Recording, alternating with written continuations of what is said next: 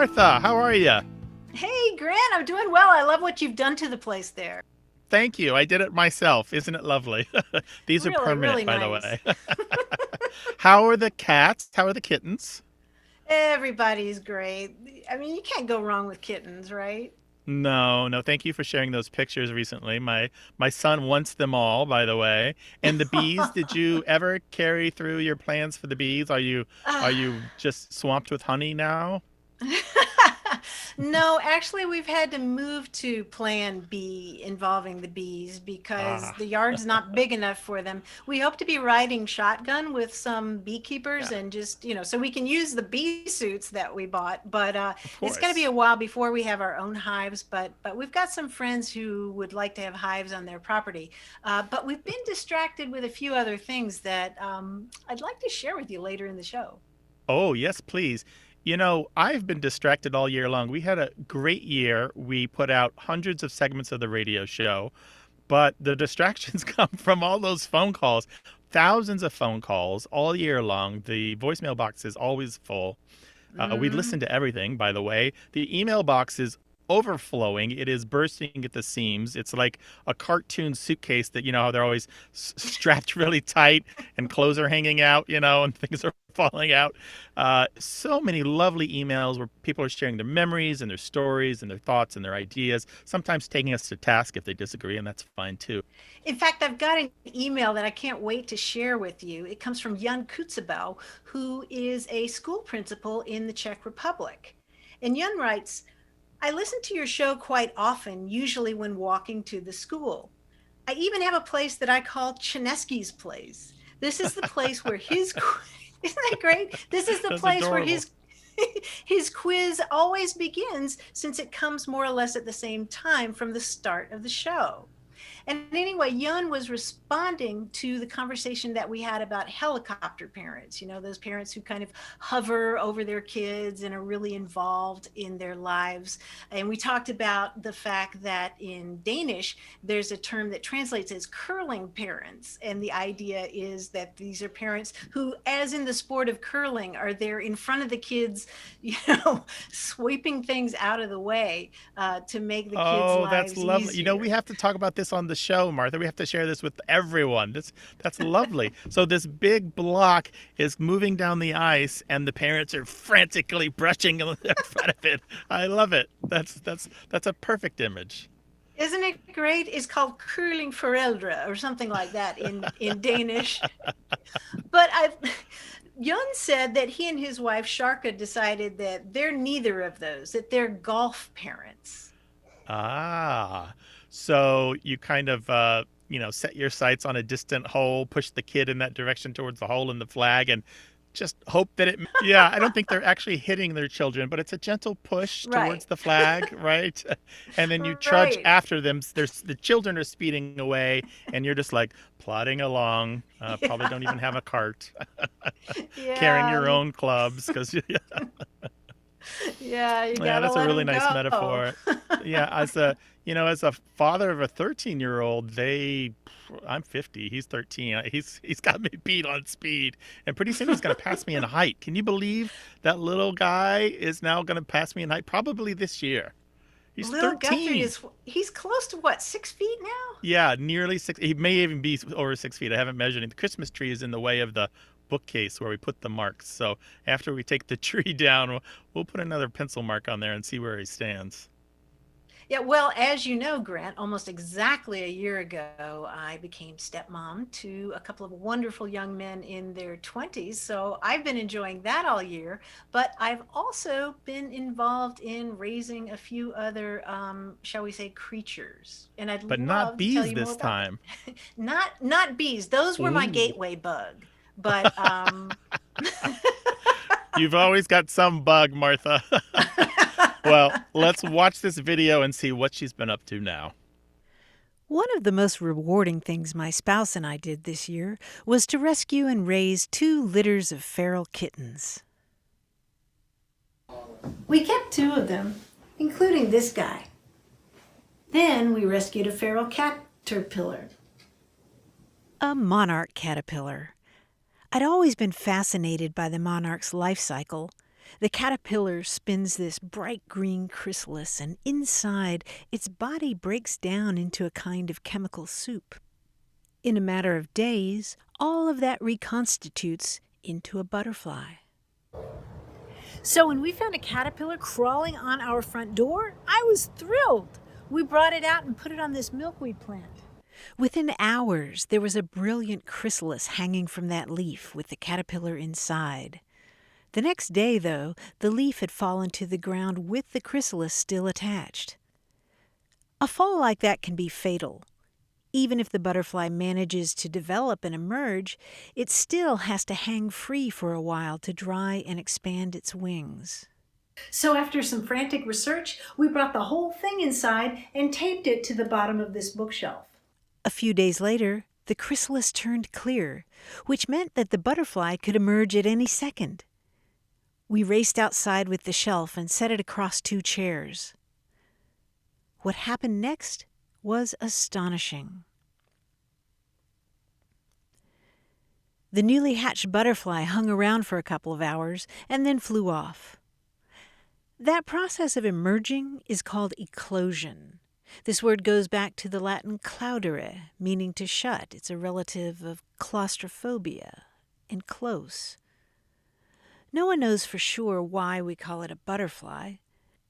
Perhaps it's from the buttery yellow color of many European butterflies, or from an old belief that these insects like to eat butter. In fact, the German word for butterfly, Schmetterling, derives from Schmetten, a German word that means cream. Many cultures associate butterflies with the souls of the dead. The ancient Greek word psyche means soul or breath of life or self.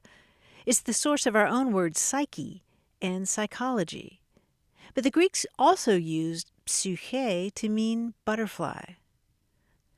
Watching this transformation up close, from humble caterpillar to magnificent flying creature, it's easy to see how we humans would come to think of the butterfly as a symbol of new beginnings and the miracle of metamorphosis. Those were lovely, Martha. How amazing that you got to see that in your own home.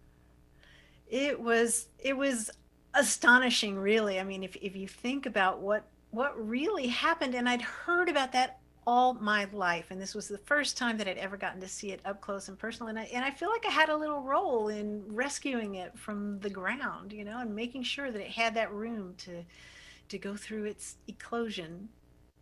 Go through its eclosion, yeah. I got to find vocabulary in all of life, right?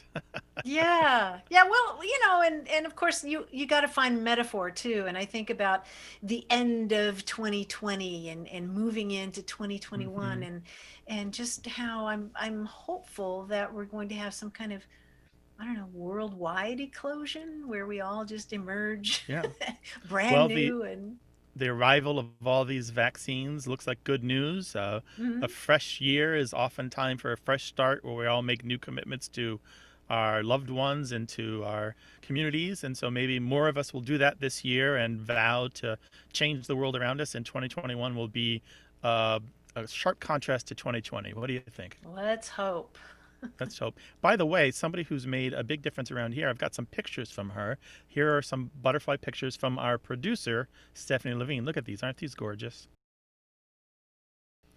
Stephanie, by the way, you've seen her name. You've heard us talk about her. She is one of the 3 people, the triumvirate, that is the core of Away with Words and the little nonprofit that runs it and produces it. Stephanie is what I call our tiny dynamo. She, if I can't do it and Martha can't do it, then Stephanie can.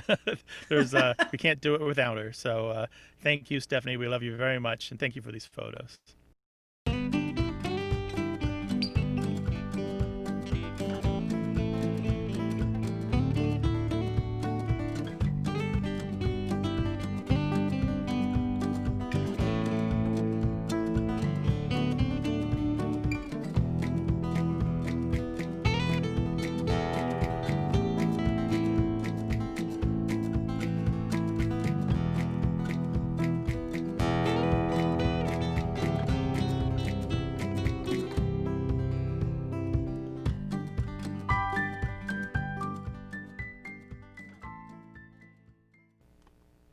Grant, we got another great email. This one from Northern Ireland. It's from Nick. And you may remember Nick because he called us to talk about the term crack.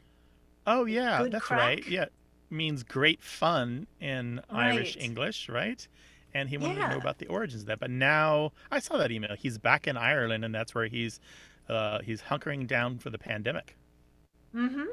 And he wanted to ask us about emojis. He says, do you recognize emojis now as a part of international language? I struggle sometimes to understand what they really mean.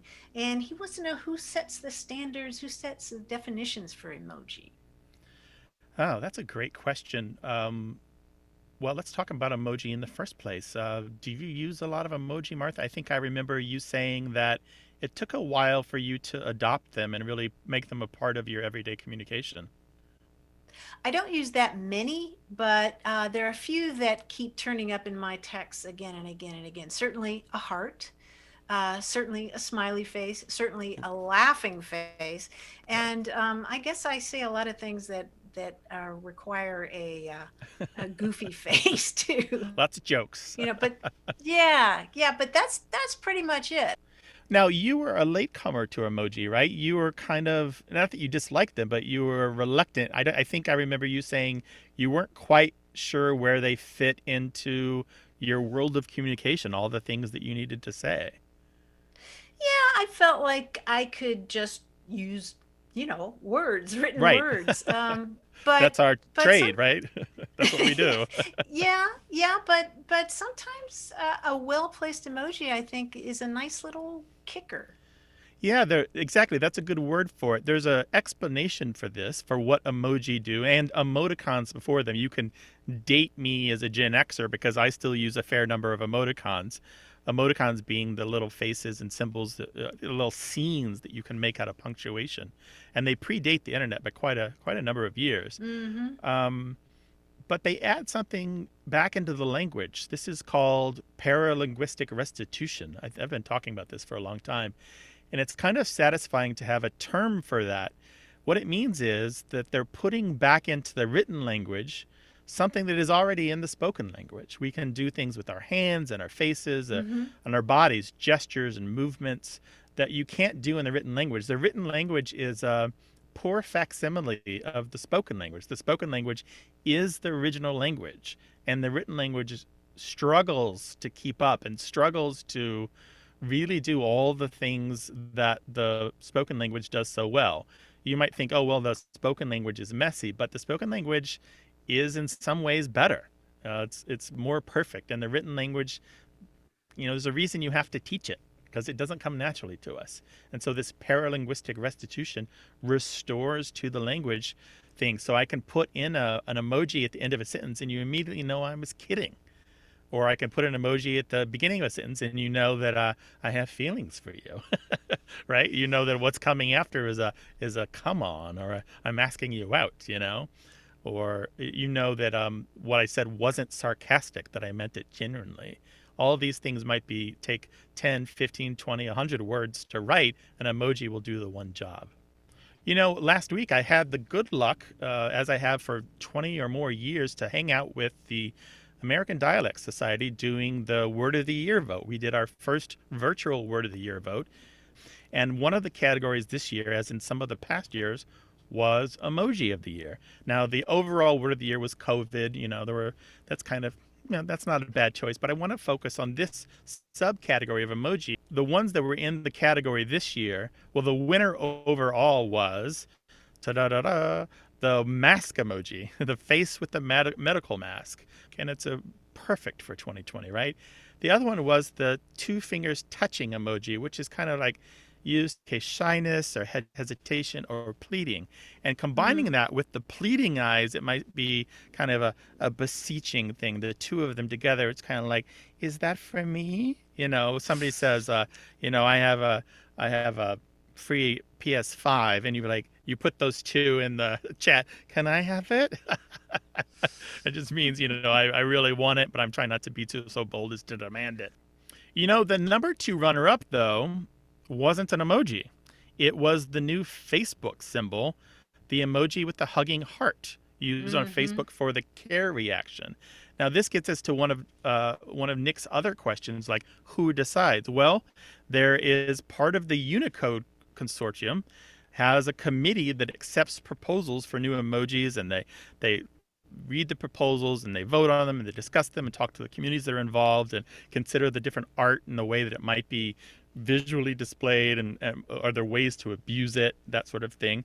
And then they might add it and decide to go ahead and add it into the Unicode, and then various typography type foundries and organizations may add it, and makers of operating systems may add it, and then after a while, a year or so, you may be able to type it out on your keyboard of your phone or your laptop and use it to get a point across. So is it a new language? No. Is it a kind of communication? Yes. Will it replace English? No. Do we need to worry about it? Absolutely not. Is it doing a job?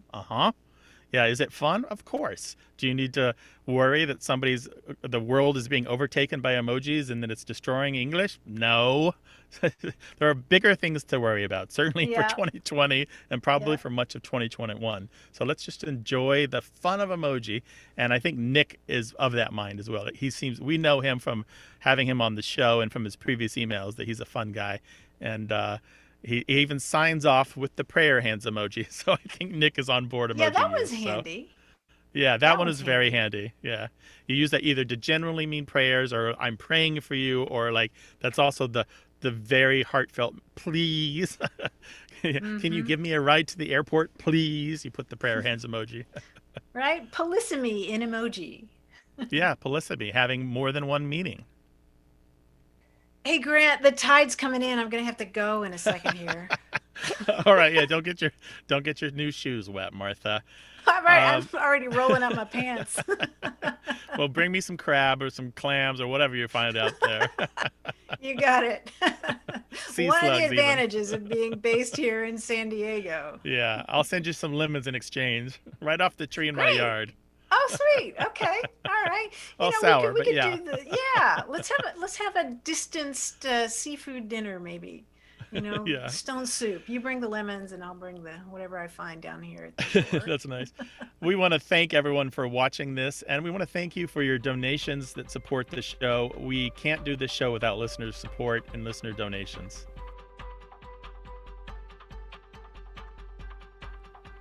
Happy New Year, everybody. Bye-bye. Bye. Bye, Grant. Happy New Year, Bye, everybody. Martha. Take care. Give everyone Bye, a squeeze Grant. for me. Will do. You too.